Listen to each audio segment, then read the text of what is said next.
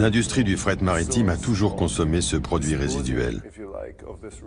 Et pendant de nombreuses années, c'est passé inaperçu.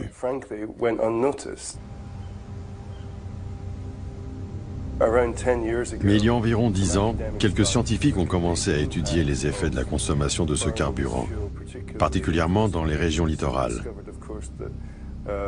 Et ils ont découvert que ce fuel résiduel avait une très forte teneur en soufre, en particules, et que sa combustion générait environ 3000 à 3500 ppm de soufre. C'est ainsi qu'on calcule, en partie par million, ppm.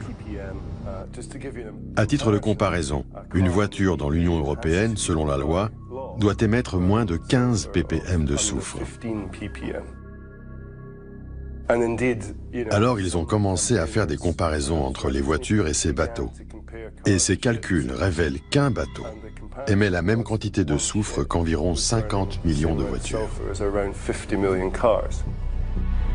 Si un seul cargo émet autant d'oxyde de soufre que 50 millions de voitures, les 20 plus grands navires polluent à eux seuls, plus que toutes les voitures de la planète. Et ce n'est pas 20, mais 60 000 navires qui sillonnent les océans du globe à longueur d'année et dispersent leur poussière de soufre dans l'atmosphère.